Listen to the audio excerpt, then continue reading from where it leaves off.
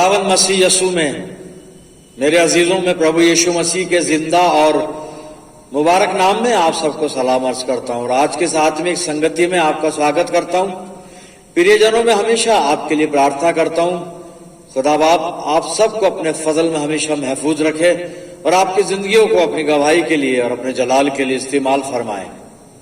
आज के मुबारक दिन के लिए परमेश्वर का धन्यवाद करते हैं। उसने एक और दिन हमारे जीवन में दिया कि हम उसके पवित्र वचन को पढ़ सकते हैं, उस पर मनन कर सकते हैं और अपने आत्मिक जीवन का उसे हम बेस यानी आधार बना सकते हैं। और आज जो कलाम का हिस्सा है वो मुकद्दस मरकुस रसूल की इंजील और उसका 12वां बाब 9 से 12 आयत में आपके सामने पढ़ रहा हूं। The gospel according Saint Mark chapter 12 and verse 9 to 11। मरकुस रचित सुसमाचार 12 अध्याय 9 पद से 12 पद तक आपके सामने पढ़ता हूं। यहां पे इस प्रकार से लिखा हुआ है, आप अपनी बाइबल में देखिए। अब ताकिस्तान का मालिक, दाग की बारी का स्वामी, अब ताकिस्तान का मालिक क्या करेगा? वो आएगा और उन बागबानों को हलाक करके ताकिस्तान औरों को दे देगा। क्या तुमने ये नविश्ता भी नहीं पढ़ा कि जिस पत्थर को मेमारों ने रद्द किया वही कोने के सिरे का पत्थर हो गया? ये खुदावन की तरफ से हुआ और हमारी नजर में अजीब है। इस पर वो उसे पकड़ने की कोशिश करने लगे, मगर लोगों से डरे क्योंकि वो समझ गए थे कि उसने ये तमसील उन्हीं पर कही। बस वो उसे छोड़कर चले गए। खुदा की बड़ी बरकत उसके पाक कलाम के पढ़े जाने और सुने जाने पर हो, आमीन। आइए प्रार्थना करें। खुदावंद मसीह यीशु में प्यारे आसमानी बाप, बड़े आदर के साथ, बड़ी दीनता नम्रता की आत्मा में होकर हम सब तेरे बेटे और तेरी बेटियां तेरे पाक कदमों पर सरनिगू हैं। इस ईमान के साथ हम दुआ में हैं कि हमारा जिंदा सच्चा खुदा हमारे बीच में मौजूद है। ये समय है पिता परमेश्वर तेरे जीवित वचन पर मनन करने का। हम सबको पवित्र आत्मा का अभिषेक दे कि हम पाक रूह की रहनुमाई में होकर तेरे जिंदा मुबारक कलाम को सुन सकें, समझ सकें और इसको अपनी जिंदगियों में जज्ब करें। पिता परमेश्वर, ये वचन रूपी बीज जब हमारे दिल की जमीन पर गिरता है तो हमारी जिंदगियों में जड़ पकड़े और बहुत सा फल लाए। दयालु पिता परमेश्वर, जब हम तेरी वेदी पर से उठकर अपने घरों की तरफ जाते हैं तो उससे बहुत सी आत्मिक आशीषें लेकर जाने वाले हों। परम पिता परमेश्वर, हमारे चारों तरफ अपने पाक फरिश्तों की सेना का बाड़ा बांधना कि शैतान कहीं से भी हमें दखल ना दे पाए। प्यारे प्रभु, अपनी जिंदगियों को तेरे इख्तियार में देते हैं और ये प्रार्थना तेरे प्यारे बेटे अपने नजात दहिंदा खुदावंद यीशु मसीह के जिंदा और मुबारक नाम के वसीले से मांगते हैं। सुन और कबूल कर ले, आमीन। अजीजों, एक बार फिर परमेश्वर का धन्यवाद करते हैं इस अच्छे समय के लिए, अच्छी संगति के लिए। और मरकुस रचित सुसमाचार 12 अध्याय 9 से 12 पद मैंने आपके सामने पढ़े। 9 पद को मैं दोहराता हूं, आप अपनी बाइबल में देखें और उसी पर थोड़ा आज बातचीत करेंगे। 9 पद में लिखा है, मरकुस 12:9 में लिखा है, अब ताकिस्तान का मालिक क्या करेगा? वो आएगा और उन बागबानों को हलाक करके ताकिस्तान औरों को दे देगा। अब दाग की बारी का स्वामी क्या करेगा? सवाल है यहां 9 पद में। एक दाग की बारी का यहां पे जिक्र किया गया जो मैं आगे चलकर अनफोल्ड करूंगा, आपको बताऊंगा। पर 9 पद में सवाल है, खुदावंद मसीह यीशु यहूदियों से, इसराइलियों से जो उसके आसपास हैं यहूदी लोग, उनसे बातचीत कर रहा है और एक दृष्टांत वो कह चुका है जिस पर अभी हम उसका मैं खुलासा करूंगा। लेकिन अब सवाल 9 पद में यह है कि अब दाख की बारी का स्वामी क्या करेगा? और आगे खुदावंद मसीह यीशु बता रहा है कि वो आएगा और इन बागबानों को, ये जो किसान है, इन किसानों को हलाक करेगा, उनका नाश करेगा, मारेगा, उन्हें मार डालेगा और वो दाग की बारी दूसरे लोगों को दे देगा, औरों को दे देगा। एक दाग की बारी है, उसका मालिक है, स्वामी है, और वो किसानों के रवैये से खुश नहीं है, और उसके परिणाम में उसका रिजल्ट ये है कि दाग की बारी का मालिक या स्वामी, ऑनर जो है वो आएगा और इन दुष्ट किसानों को, इनको मार डालेगा और दाग की बारी औरों को दे देगा और लोगों को दे देगा। अजीजों, यहां एक दृष्टांत खुदावंद मसीह यसू की ज़बान मुबारक से फरमाया गया है, और उस दृष्टांत में मसीह यसू बता रहा है कि एक शख्स ने, एक व्यक्ति ने ताकिस्तान लगाया, दाग की बारी लगाई, और दाग की बारी लगाकर उसको बिल्कुल प्रॉपर वे में लगाया। उसके चारों तरफ बाड़ा बांधा कि कोई जंगली जानवर या अनवांटेड कोई भी पर्सन उसके अंदर दाखिल ना हो। उसमें एक रस का कुंड भी बनाया गया ताकि दाग का या अंगूर का रस समय पर उसमें निकाला जाए जब वक्त आए तो, और एक गुम्मट वहां पे भी बनाया गया ताकि वहां पर से उसकी निगहबानी की जाए।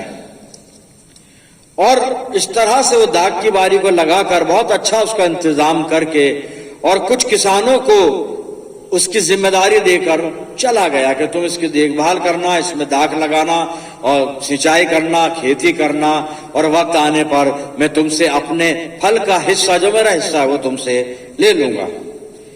और जब फल का मौसम आया तो यहां पे लिखा है कि उस ताकिस्तान के मालिक ने एक नौकर को भेजा, एक नौकर को भेजा कि बागवानों के पास जाकर मेरा जो हिस्से के जो फल है, मेरे हिस्से के फल, वो फल लेकर आ जाओ। लेकिन इस दृष्टांत में खुदावंद मसीह यीशु ने बताया कि उन किसानों ने, दुष्ट किसान थे, उस नौकर को मारा, पीटा, भगा दिया उसको। उसने अन्य नौकरों को भेजा, उन्होंने नौकरों के साथ भी ये व्यवहार किया, किसी को मारा, किसी को पीटा, किसी को जान से ही मार दिया। इसके बाद दाग की बारी के स्वामी ने अपने पुत्र को भेजा कि वो मेरे पुत्र का लिहाज करेंगे, उसकी इज्जत करेंगे, उसे ऑनर देंगे और मेरी बात मानेंगे, और जो फल का मेरा हिस्सा है वो मुझे देंगे। लेकिन यह दृष्टांत में यीशु मसीह ने बताया कि जब उन्होंने दाग की बारी के मालिक के बेटे को आते हुए देखा तो उन्होंने कहा, देखो ये तो वारिस है, हम इसे मार डालें तो ये सारा बाग हमारा हो जाएगा, हम इसके वारिस हो जाएंगे, ये हमें सब कुछ, सारी मिरास हमें मिल जाएगी और हम मालिक बन जाएंगे। और बेटे को वहां पे उन्होंने, दुष्ट किसानों ने मार दिया। और इस दृष्टांत के बाद खुदावंद मसीह यीशु ने 8वें पद में बताया, बस उन्होंने उसे पकड़कर, बेटे को पकड़कर कत्ल किया और ताकिस्तान के बाहर फेंक दिया। फिर वो 9वां पद आता है जो मैंने आपके सामने रिपीट किया था, जिस पर बात कर रहे हैं कि अब ताकिस्तान का मालिक क्या करेगा। जो बाग का स्वामी है, दाग की बारी का स्वामी, वो क्या करेगा। और यहाँ पे लिखा हुआ आएगा और उन बागवानों को हलाक करके ताकिस्तान या दाग की बारी औरों को देगा। लेकिन इससे पहले कि इस 9 पद को थोड़ा सा और हम इसको अनफोल्ड करें, इस पे बात करें, मैं इस दाग की बारी का जो दृष्टांत है, दृष्टांत के कुछ कैरेक्टर जो हैं उनके बारे में आपको बताना चाहता हूं अजीजों। ये दृष्टांत यहूदियों के लिए यानी इस्राएलियों के लिए कहा गया है, और यहां पर जो दाग की बारी का ऑनर है वो गॉड है, खुदा है। और वाइन यार्ड जो है जिसको दाग की बारी कहा जा रहा है वो इस्राएल कौम है पूरी, और जो ये किसान हैं, जो बागबान हैं, ये इस्राएली खुद हैं जिनको जिम्मेदारी दी गई है दाग की बारी की देखभाल करने की। फिर जो सेवक भेजे गए हैं, सर्वेंट्स, वो नबी हैं जो समय समय पर आए हैं, जिन्होंने इस्राएलियों से बात की है, परमेश्वर का ज्ञान उन्हें दिया है, परमेश्वर का समाचार उन्हें दिया है, परमेश्वर की इच्छा उन्हें बताई है, और परमेश्वर का एक ही संदेश बार बार उनको दिया है कि तुम अपने पापों को छोड़कर परमेश्वर की तरफ फिरो, तौबा करो, प्रायश्चित करो। और अंत में जो पुत्र है वो खुदावंद मसीह यीशु खुद है मेरे अजीजों। और अब इस दृष्टांत को मैं साफ कर रहा हूं, उसे खोल कर बता रहा हूं दृष्टांत का अर्थ क्या है। अर्थ यह है कि खुदा बाप ने इस्राएल कौम से प्यार किया, उसे पूरे संसार में से अपनी निज प्रजा करके चुना। अजीजों, पहले भी बता चुका हूं, परमेश्वर पूरी कायनात से प्यार करता है, पूरी दुनिया से प्यार करता है। उसकी मोहब्बत सबके लिए है, लेकिन उस मोहब्बत में यह जरूरी है कि खुदा की मोहब्बत का जो एक पैरामीटर है, जो एक पैमाना है, उस पैमाने में मुझे उतरना पड़ेगा, मुझे उसके अनुसार बनना पड़ेगा, मुझे बिल्कुल खुदा की बातों को मानना पड़ेगा, उसकी आज्ञाओं को मानना पड़ेगा, तब उसकी मोहब्बत मुझ तक पहुंचेगी। मैं गुनाह करके परमेश्वर के प्रेम के अंदर, उसके दायरे में नहीं आ सकता। तो इस्राएलियों से मोहब्बत की यह दाग की बारी है। दाग की बारी में साहब बाड़ा लगाया गया, रस का कुंड खोदा, गुम्बद बनाया ताकि वहां चौकीदार बैठे, गार्ड बैठे, उसकी देखभाल करे। इस्राएली जातियों को यानी हर तरह की आशीषें परमेश्वर ने दी, इनको प्रॉस्पर किया, इनको स्किल दी, इनको टैलेंट दिए, इनको बहुत सारी खूबियों से इन्हें भरा, इनको हर तरह की बरकतों से इनको आसूदा किया। और यह सब देने के बाद खुदा ने एक उम्मीद इनसे ये की कि इस्राएल कौम मेरी महिमा करे, ये मेरी आज्ञाओं का पालन करें, मुझसे प्रेम करें, मेरी वाचाओं और मेरी आज्ञाओं पर चलें, ये मेरे नियमों का पालन करें, मेरी विधियों का पालन करें, और अपने चाल चलन से, अपनी जिंदगी के नमूने से ये मुझ जीवित परमेश्वर को महिमा दें और मेरी बादशाहत को, स्वर्ग के राज्य को, परमेश्वर के राज्य को ये पहले तो अपने अंदर फैलाएं और फिर अपने जीवन के अच्छे नमूने से दूसरे लोगों के बीच में फैलाएं।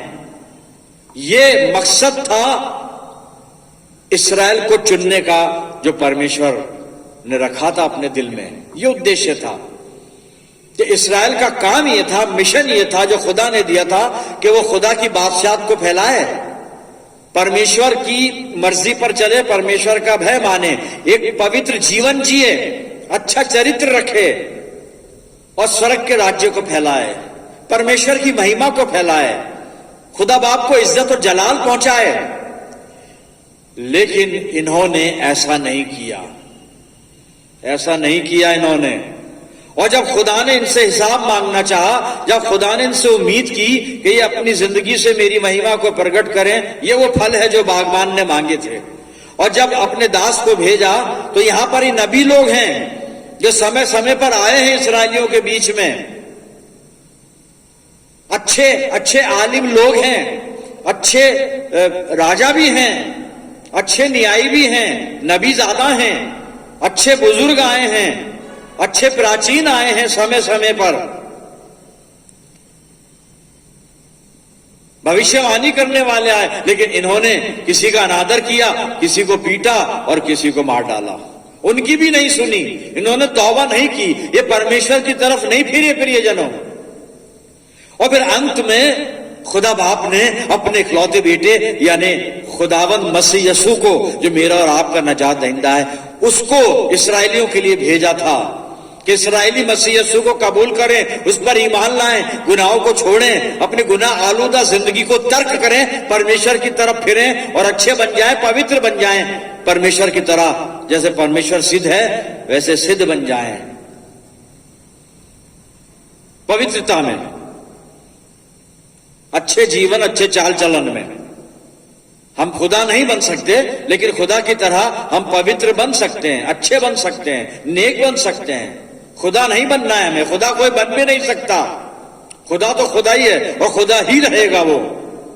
लेकिन हम उसके बेटे और बेटियां अगर हैं तो जैसे बन सकते हैं हम। इस्राएलियों से यही तवक्को की गई थी, यही एक्सपेक्टेशन थी खुदा की कि ये मेरा जलाल जाहिर करें, मेरी महिमा को फैलाएं। लेकिन इस्राएली फेल हो गए, उन्होंने ऐसा नहीं किया साहब।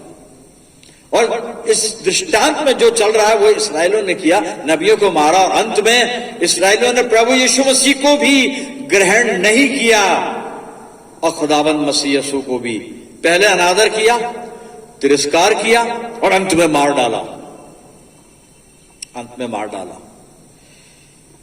फिर अब वो 90 पद में हम आ जाते हैं। अब इतना करने के बाद लिखा है वहां पर कि अब पाकिस्तान का मालिक क्या करेगा, अब दाग की बारी का जो स्वामी है वो क्या करेगा। अब इतना इन्होंने खराब काम किया है, क्या करेगा। इसराइलियों को कहा जा रहा है तुमने ऐसा किया, क्योंकि मसीह को मालूम था ये मुझे भी मारेंगे, और मार भी दिया, वो हम सब जानते हैं। मार दिया, कोई बात नहीं। अब आगे तो सुनो, आगे उसका हश्र, उसका नतीजा क्या है, वो भी 90 पद में। यहां पे सवाल है कि अब दाग की बारी का जो स्वामी है, जो पाकिस्तान का मालिक, जो वाइन यार्ड का ऑनर जो है, वो क्या करेगा, खुदा क्या करेगा। और यहां पे लिखा है वो ये करेगा, वो आएगा और इन बागबानों को, इन किसानों को हलाक करेगा, मार डालेगा, और दाग की बारी औरों को दे देगा। और यही हुआ मेरे अजीजों, जब इसराइलियों ने, यहूदियों ने, कैसे भी समझ लें हम, जो पहले इसराइली थे वो यहूदी कहलाए मसीह यीशु के वक्त में, इन्होंने मसीह यीशु को कबूल नहीं किया। कुछ ने किया लेकिन सबने नहीं किया। तो वो जो नजात का पैगाम था, नजात का काम था, खुदा की जो मोहब्बत थी, इन लोगों ने जब एक्सेप्ट नहीं की, स्वीकार नहीं की, तो मेरे अजीजों फिर वो गैर यहूदियों में चली गई, फिर वो गैर कौमों में चली गई, ये नजात अन्य जातियों में चली गई, ये उद्धार फिर दूसरे लोगों तक चला गया। और इन दूसरे लोगों में मैं और आप भी आते हैं। फिर ये आशीष जो दाग की बारी के स्वामी ने वहां पे उस दाग की बारी में दी थी, यानी इसराइलियों को खुदा ने जो बरकतें दी थी, प्रॉस्पेरिटी दी थी, बहुत अच्छी अच्छी इनको बरकतें दी थी, अच्छे अच्छे टैलेंट दिए थे, अच्छी अच्छी खूबियां दी थी, लेकिन इन्होंने उनका फायदा नहीं उठाया और एक अच्छा रिजल्ट अपने आसमानी बाप को नहीं दिया, उसकी महिमा नहीं की, उसके स्वर्ग के राज्य को नहीं फैलाया। यीशु मसीह कहता है ना आप उसमें प्रवेश हुए, ना दूसरों को प्रवेश करने दिया। और तब उस दाग की बारी के स्वामी ने इनको सबको हलाक करके, मार के, दाग की बारी औरों को दी। यानी वो सुसमाचार और वो उद्धार और नजात का पैगाम फिर यहूदियों से जब वहां पे उन्होंने एक्सेप्ट नहीं किया, तो आप तक और मुझ तक पहुंचा मेरे अजीजों। हम जो गैर यहूदी थे या हमारे जो पूर्वज जो भी थे, और अब ये दाग की बारी हमारी है।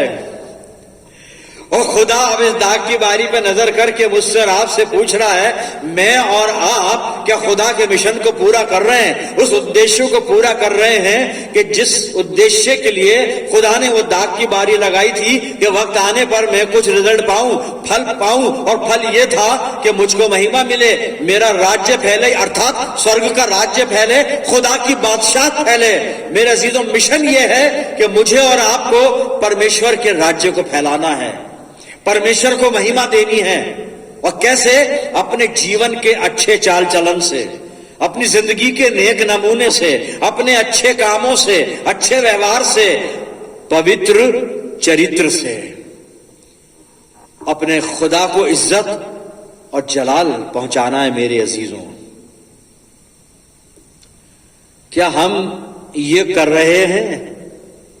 वहां पर दाग की बारी का जो स्वामी है उसकी कुछ बातें भी हैं उस दृष्टांत में।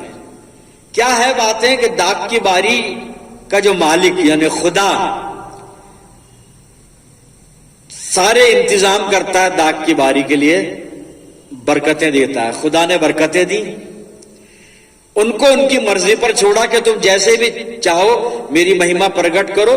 फ्री विल, कोई उन पर अंकुश नहीं लगाया, ज्यादा कोई उन पर जबरदस्ती नहीं थी, केवल व्यवस्था का पालन करना था और अपने जीवन को पवित्र बना के रखना था, और बाकी आजादी दी थी परमेश्वर ने उनको। ये परमेश्वर की जेन्युइनिटी थी, खुदा की उदारता थी कि उसने उन पर भरोसा किया, विश्वास किया मेरे अजीजों। और सब कुछ उन्हें आशीषें देकर, बरकतें देकर, और चाहा के वो परमेश्वर के मिशन को, उस उद्देश्य को पूरा करें, अर्थात अपने जीवन से प्रभु की महिमा को प्रकट करें, खुदा की बादशाह को फैलाएं। पर उन्होंने नहीं किया। एक नौकर भेजा गया पहला, उसको उन्होंने मार पीट के वापस कर दिया। दूसरा भेजा, मारा, किसी को हलाक कर दिया, किसी को पीटा। स्वामी भेज रहे हैं नौकरों को, नबी पर नबी आ रहे हैं, नबियों को भेजा जा रहा है, किसी को मारा जा रहा है, किसी को जेल में डाला जा रहा है, लेकिन खुदा फिर भी उसकी सहन शक्ति देखिए, बर्दाश्त कर रहा है वो। और बर्दाश्त करते करते उसने कहा मैं अपने बेटे को भेजता हूं। बेटे को भेजा गया, बेटे को उन्होंने मार दिया। और खुदा कहां तक बर्दाश्त करेगा मेरे अजीजों? मनुष्य परमेश्वर के धीरज का, परमेश्वर के प्रेम का फायदा उठा ले, मनमानी कर ले अपनी, लेकिन आखिर में उसका न्याय होगा। वहां न्याय हुआ 90वें पद में। अब दाग की बारी का स्वामी क्या करेगा? वो आएगा और इन किसानों को हलाक करेगा, इन्हें मार डालेगा और दाग की बारी दूसरे लोगों को देगा। प्रियजनों, अब हम हैं वहां पर, अब इस्राएली नहीं है, अब हम हैं। प्रभु ने मुझे और आपको आशीषें दी हैं और वो उम्मीद करता है मुझसे, आपसे कि अपनी जिंदगियों से खुदा का जलाल जाहिर करें और इस स्वर्ग के राज्य को फैलाएं। क्या मैं और आप उस मिशन को पूरा कर रहे हैं, उस उद्देश्य को जो परमेश्वर चाहता है हमारी जिंदगी में पूरा हो, उसको पूरा किया जा रहा है? क्या कलीसिया ये कर रही है मेरे प्रियजनों? और कलीसिया का एक अंग मैं भी हूं।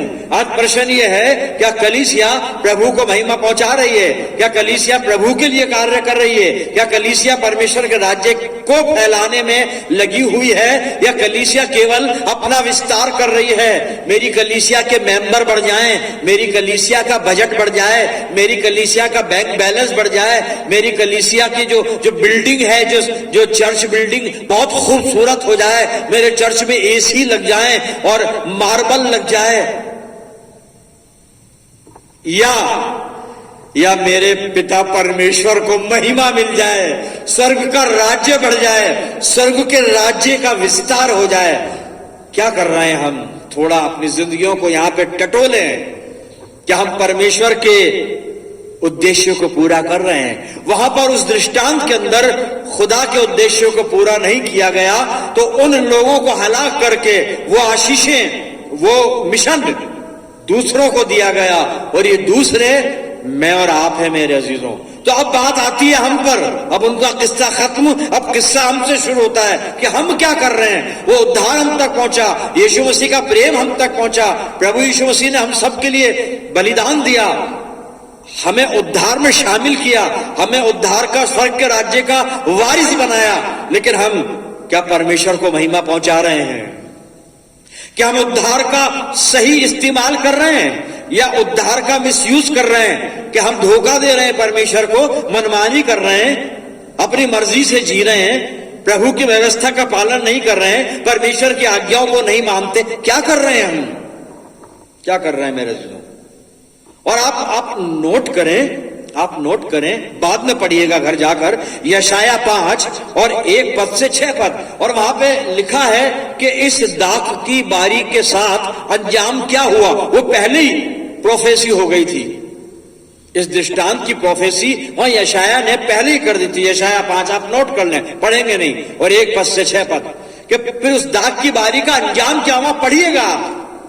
क्या किया खुदा ने उसके साथ, और खुदा ने क्या डिक्लेयर किया कि मैं अभी ये करूंगा, क्योंकि उन्होंने मेरे उद्धार की कदर नहीं की। प्रियजनों, क्या मैं और आप परमेश्वर के इतने बड़े उद्धार को अहमियत दे रहे हैं अपने जीवन में? उस उद्धार को संभाल के रखे हुए हैं, उस उद्धार की हम कदर कर रहे हैं, परमेश्वर को महिमा देते हैं क्या अपनी जिंदगी से? क्या हम उसके स्वर्ग के राज्य को फैला रहे हैं? क्योंकि अब ये सेवा मुझे और आपको सौंपी गई है। अब वाइन यार्ड हम हैं, और हम कैसे हैं 2 हवाले पढ़ूंगा मैं, ताकि आप थोड़ा सा कन्विंस हो जाएं। और गलातियों की पत्री मैं निकाल रहा हूं, और उसका 3 अध्याय, गलातियों 3 और 26 पद पढ़ता हूं मैं, अब सुनिएगा। क्योंकि तुम सब उस विश्वास के द्वारा जो मसीह यीशु पर है परमेश्वर की संतान हो। पहलौठा इस्राएल वो परमेश्वर की संतान हो, पहलौठा कहलाता है वचन में। पहलौठा कहां गया है? हम लेपालक हैं, लेकिन फिर भी उसके बेटे और बेटियां हैं, और यह हक हमें यीशु मसीह ने दिया है। जितनों ने मसीह यीशु को कबूल किया, यीशु मसीह ने उन सबको परमेश्वर की संतान होने का हक दिया है। तो हक हमें मिला है। तो कैसे मिला? यीशु मसीह पर विश्वास लाने के कारण। अब हम हैं उस वाइन यार्ड में, हम ही वो वाइन यार्ड हैं, हम ही है दाख की बारी, और हमें इस दाख की बारी के फल परमेश्वर के लिए तैयार करने। और वो फल क्या है? वो फल है हमारा अच्छा नमूना, अच्छा जीवन, अच्छा चरित्र, हमारी पवित्रता और हमारी अच्छी गवाही, ताकि प्रभु यीशु मसीह को महिमा मिले।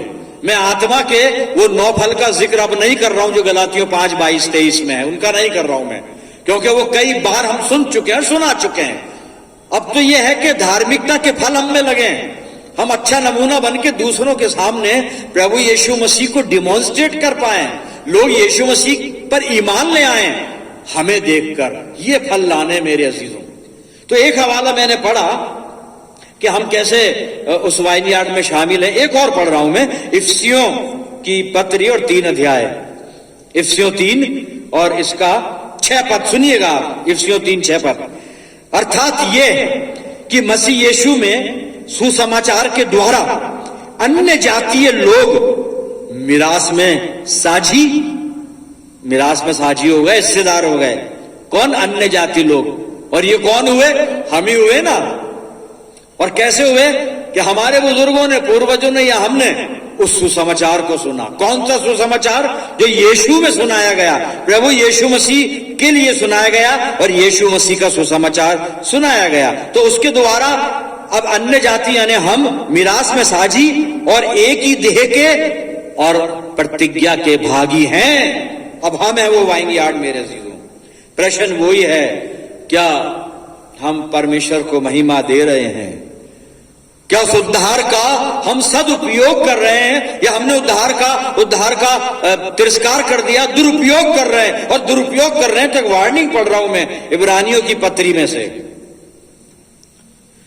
2 अध्याय, सुनिएगा वार्निंग क्या है। अगर मैं और आप उद्धार को सही इस्तेमाल नहीं कर रहे हैं, या उद्धार से मुंह फेर लिया है हमने, या उद्धार का तिरस्कार कर दिया हमने और दुनिया के पीछे भागते चले जा रहे हैं, तो रिजल्ट सुन लीजिए। वार्निंग है बड़ी खतरनाक, सुनिएगा। इब्रानियों 2:1 से और 3 पद पढ़ रहा हूं। इस कारण चाहिए कि हम उन बातों पर जो हमने सुनी है और भी मन लगाएं, ऐसा ना हो कि बहक कर उनसे दूर चले जाएं। क्योंकि जो वचन स्वर्गदूतों के द्वारा कहा गया था, जब वो स्थिर रहा और हर एक अपराध और आज्ञा न मानने का ठीक ठीक बदला मिला, तो हम लोग ऐसे बड़े उद्धार से निश्चिंत रहकर कैसे बच सकते हैं? तो हम ऐसे बड़े उद्धार से निश्चिंत रहकर, गाफिल रहकर कैसे बच सकते हैं? आगे पढ़ रहा हूं, जिसकी चर्चा पहले प्रभु के द्वारा हुई और सुनने वालों के द्वारा हमें इसका निश्चय हुआ, यकीन हुआ। हम कैसे बचेंगे? कैसे बचेंगे? अपनी जिंदगियों को थोड़ा टटोल लें। क्या प्रभु का उद्देश्य मेरे जीवन में पूरा हो रहा है? मेरी जिंदगी से मेरे खुदा को जो इज्जत मिलनी चाहिए, जो जलाल मिलना चाहिए, क्या वो मिल रहा है? मेरी जिंदगी से नेक नमूने के द्वारा परमेश्वर के राज्य का जो विस्तार होना चाहिए, एक्सटेंशन, क्या वो हो रहा है?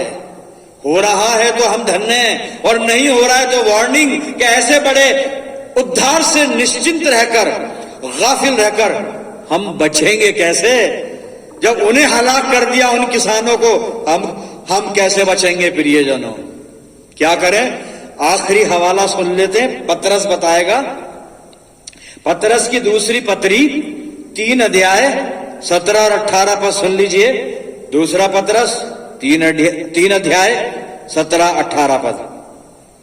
इसलिए हे प्रियो, तुम लोग पहले ही से इन बातों को जानकर चौकस रहो, be aware and be vigilant, ताकि अधर्मियों के भ्रम में फंसकर अपनी स्थिरता को कहीं हाथ से न खो दो, पर हमारे प्रभु और उद्धारकर्ता यीशु मसीह के अनुग्रह और पहचान में बढ़ते जाओ। यीशु मसीह के अनुग्रह और पहचान में बढ़ते जाओ। आगे लिखा है, उसी की महिमा अब भी हो और युगानुयुग होती रहे। और आगे आमीन कर दिया लिखने वाले ने। प्रियजनों, इस उद्धार को संभाल के रखें हम। इस उद्धार को जो हमारे जीवन में हमें मिला, इस उद्धार को आगे बढ़ाएं, इस स्वर्ग के राज्य को और आगे बढ़ाएं। प्रभु हमारी अगुवाई करे। आइए उससे प्रभु से सामर्थ्य मांगते हैं जो सब तरह की खूबी, सब तरह की शक्ति, सब तरह का बल और हर तरह की अगुवाई हमें प्रदान कर सकता है और हमें अपनी महिमा के लिए इस्तेमाल कर सकता है। आइए प्रार्थना करें। खुदावन मसीह यीशु में प्यारे आसमानी बाप, धन्यवाद करते हैं जीवित वचन के लिए पिता। तूने हमें इस कलाम के द्वारा मसीह जिंदगी में जीने का और आगे बढ़ने का और तरक्की करने का हौसला दिया है प्रभु, तौर तरीका हमें सिखाया है। पिता परमेश्वर, होने दे कि हम इतने बड़े उद्धार से निश्चिंत ना रहें, बल्कि अपनी जिंदगियों से अपने पिता परमेश्वर का और अपने उद्धार करता प्रभु यीशु मसीह का जलाल जाहिर करने वाले हो। पिता परमेश्वर, तो अपने उद्देश्य को हमारी जिंदगियों में पूरा करना, अपनी जिंदगियों को हर तरह से तेरे अधिकार में देते हैं प्रभु। दयालु पिता, मैं प्रार्थना करता हूं जितने मेरे साथ दुआ में हैं, इन सब अजीजों पर तेरी शफकत, रहमत और बरकत का साया हमेशा बना रहे। दयालु पिता परमेश्वर, अपनी जिंदगियों को तेरे अधिकार में देते हैं, हमसे अपनी महिमा करवा।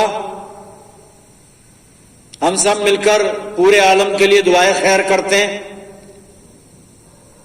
सब कलीसियाओं के लिए दुआएं खैर करते हैं और अपने आप को पूरी तरह से तेरे चरणों पर रखते हुए दयालु पिता, ये विनती तेरे प्यारे पुत्र, अपने उद्धार करता और जीवन देने वाले प्रभु यीशु मसीह के जिंदा और मुबारक नाम के वसीले से मांगते हैं। सुन और कबूल कर ले, आमीन। अब हमारे प्रभु यीशु मसीह का अनुग्रह, पिता परमेश्वर का प्रेम, पवित्र आत्मा की सहभागिता हम में से हर एक के साथ, समस्त विश्वासियों के साथ, हमारी सब मंडलियों के साथ अब से लेकर हमेशा तक होती रहे, आमीन।